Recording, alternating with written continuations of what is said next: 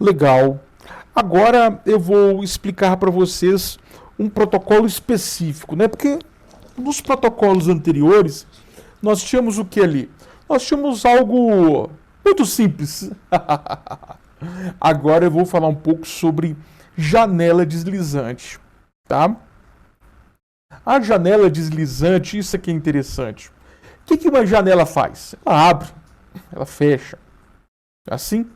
Agora imagine uma janela abrindo e fechando e deslizando sobre os dados na horizontal. Isso é, então, a teoria de janela deslizante, tá? Bom, eu sei que vocês são foda em estrutura de dados. E eu sei que você vai falar assim, de novo, Tenable, não, vai me encher o saco com Tenable.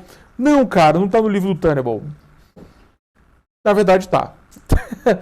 Mas você vai poder usar outro livro. Você tem que ficar muito foda em estrutura de dados. Você tem que ficar muito pica da galáxia na estrutura de dados, tá?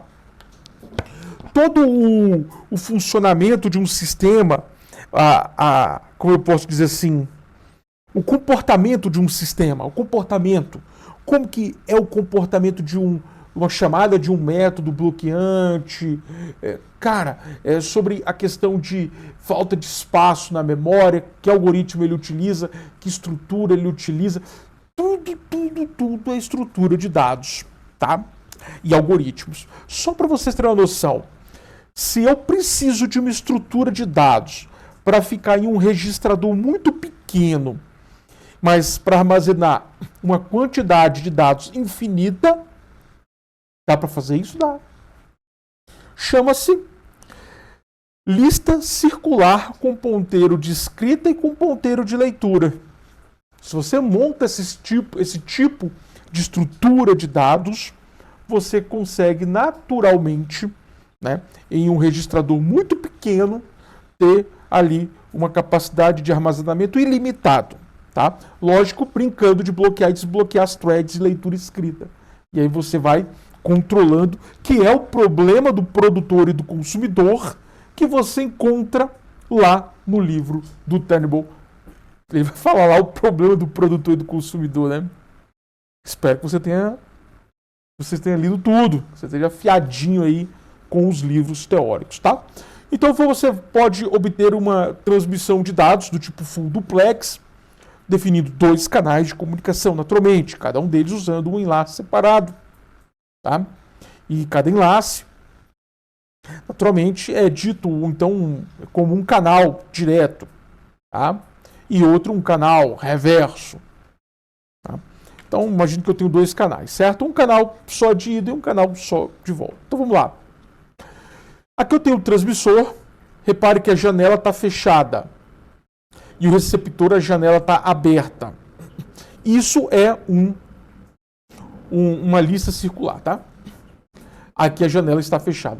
Então, a janela abre, porque tem o feedback do outro lado que a janela está aberta. Então ela abre também.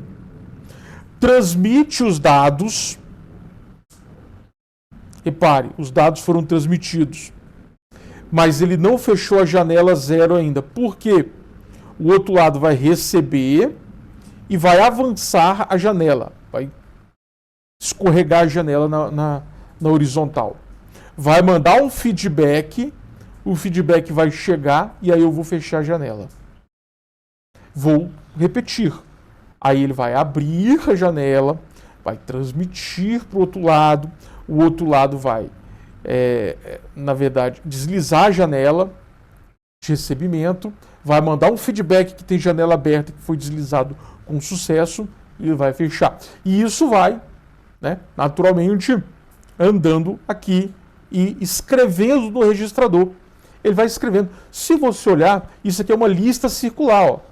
Isso aqui vai naturalmente, né, recebendo dados e mandando, recebendo dados e mandando, recebendo dados e mandando. E aqui também vai recebendo e processando, recebendo e processando. E aí eu tenho que, naturalmente, evitar o seguinte caso apenas. Nesse momento eu recebi dados daqui. Repare que ele está aqui. Ele está aqui. E ele está aqui os dados. E isso aqui vai andando. Eu tenho que processar os dados antes de chegar em 0 de novo. Tá? Se eu estou recebendo mais dados do que eu estou processando, então essas threads são... Essa thread vai fechar a janela, aqui vai fechar, não está mostrando nenhum momento fechado, né? Ele vai fechar, tá? Vai ficar tipo assim o desenho. E aí o outro lado vai receber o feedback de janela fechada e vai se fechar também, e não vai abrir. Os dois vão ficar com janela fechada. As duas threads serão o quê? Bloqueadas. Então eu controlando produtor e consumidor assim, eu consigo ter uma capacidade de armazenamento ilimitado e um registrador limitado. Aqui é um registrador limitado em 8 porções. Cada porção, por exemplo, sendo 2 palavras de 16 bits, por exemplo. Tá? Então, você deve ter uma noção aí de como seria. Adoro esse código em sala de aula. Eu mando os caras programar, os caras ficam loucos. Não vou fazer isso não, não vou fazer isso não. Aí eu dou para trás, não, vocês não vão fazer isso não. Aqui eu tenho o protocolo 4, né? Frame, pacote, event type. O próximo frame, o frame esperado, from network layer. Jogo o pacote no quadro, né? Adiciono o número de sequência, crio um acknowledge, mando para a camada física e starto o tempo, o timer, tá? E aqui eu fico num laço infinito enquanto o evento não for um evento do tipo de chegada ou evento tipo assim que no próximo frame foi enviado. E aí eu analiso o evento, faz o processamento do evento, incremento que tem que ser incrementado, pego o buffer, mando um novo número de sequência, camada física e o tempo de novo. E aí eu entro no laço infinito, um while true aqui, pá, mandando. Tá? Bom, ele envia, recebe. Do outro lado aqui, ó. Viu, recebe. E aí esse cara manda um feedback, eu recebo o feedback, e aí eu envio o próximo. Recebo o feedback, e repare que eu estou alterando aqui, ó. Ó, 01, 10, tá? 01, 10. Se tiver uma quebra nessa sequência, ela é percebida. E aí eu sei que houve uma falha, tá? Além da estrutura de dados em si para os dados, nós temos o timer. E o timer ele também está numa estrutura de dados. No caso que ele está em uma lista, numa lista encadeada, exatamente. Circular, a de dados. E encadeada, o timer. O sistema operacional ele vai armazenar esses timers assim. Imagine então, por exemplo, que esse timer ele chega até o fim, dá um estouro, e é refeito o link. Né? Ó, ele é refeito o link para o próximo. Tá? E ele vai trabalhando, né, com essa estrutura de dados. Aqui nós estamos vendo que imagine que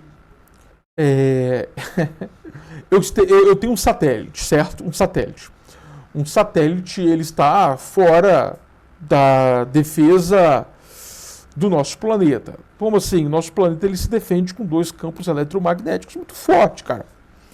Inclusive a nossa atmosfera não foi raspada ainda, ou seja, o vento solar ele empurra as partículas, tá?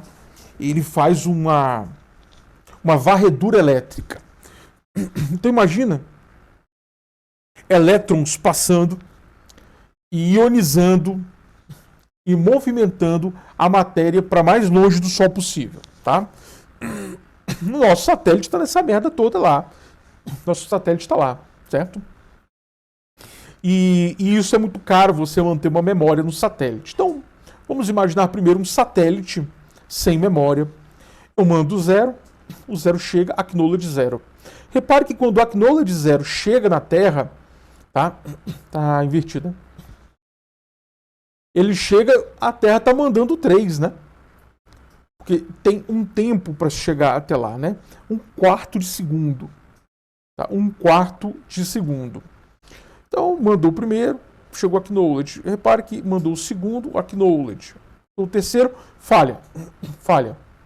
repare que ele continua enviando até perceber a falha dos dados e o que foi enviado corretamente, que é o D, ele é ignorado, ele é descartado, porque não tem memória. Repare que estoura o timeout, foi mal, desculpa, estoura o timeout, ou seja, estoura o timer aqui, e ele é reenviado 2, estoura o timer do 2, que estaria na cabeça aqui, estoura, ele sai, e aí ele reenvia o 2, e aí acknowledge, porque o satélite não tem, naturalmente, uma memória adequada. Lembrando que não é tão barato essas coisas, né? Você tem que lembrar que esse satélite está numa área que tem campo eletromagnético, vento solar, ondas de fundo do espaço, né? Você tem todo tipo de radiação lá, né? Tanto que nós estamos até hoje tentando chegar na Lua ainda de novo, né? Os americanos estão até hoje tentando chegar lá, né? Como é que eles chegaram, eu não sei. Olha só. Mandou o acknowledge, chegou. Mandou, chegou. Falha. Chegou. Repare que quando tem memória, ele mantém no satélite, né? E repare que ele retornou o NAC2, ou seja, não foi encontrado o acknowledge 2. E aí, então, repare que aqui ele está trabalhando sem timeout, tá? Está trabalhando só com feedback, com memória no satélite. E aí ele consegue, naturalmente, ser mais eficiente, tá? Então, o protocolo de janela deslizante, eu posso utilizar ele também dessa forma, tá? Tanto o transmissor quanto o receptor mantém uma janela de números de sequência, né? Pendentes aceitáveis, naturalmente. O tamanho da janela do transmissor é medido a partir de 0 e atinge um número máximo pré-definido, que aqui foi utilizado como janela o tamanho 1. Poderia ser utilizado o tamanho 2. Como assim? Eu mando uma porção. Chega sucesso de uma porção. Eu avanço 2 porções. Tá? Eu avanço 2 porções. Eu mando 2 porções de dados. E aí chega 2 feedbacks de sucesso. Eu aumento a minha porção para 3. Mando 3 porções. Chega um feedback de 2 sucessos. Mas eu mandei 3, fudeu. Eu fecho para 2 porções e retransmito as 2 porções. Aí eu recebo um feedback de 2 sucessos, tá? Repare que eu posso também ter uma janela abrindo mais do que uma porção, um número máximo pré-definido, que no livro ele coloca 1, tá ok? Então, eu posso ter uma retransmissão seletiva, né, do qual eu busco aquele caso daquele frame que não chegou, e ele seria seletivo a este ponto aqui do B, tá? E aí seria naturalmente um satélite com memória, com mais processamento, menos burro, tá? Ele é seletivo. Repare que ele tem aqui, ó, se o NAC. Se o NAC, ele retransmite o acknowledge mais 1, tá? E aí ele vai, beleza? Bom, transmissor e receptor, eu posso naturalmente pegar uma situação aonde eu tenho um bloco com sucesso e uma falha, tá? E aí, naturalmente, eu posso processar somente aquela falha. Próximo vídeo, vou falar sobre os principais protocolos de camada de rede que você deveria saber aí para uma possível prova, um exame, um concurso público, sei lá, cara. Tá? Geralmente as empresas não fazem uma prova de conceito, né? Para um cara, né? Empresa privada é assim, chama e depois demite, né? No caso do setor público, como tem uma certa dificuldade para demissão, costuma eles fazerem uma prova de conceito, né? Uma POC, tá? Então, alguns protocolos seriam interessantes você fazer, talvez até para uma certificação Cisco, tá? Até mais, até o nosso próximo vídeo, até mais, tchau!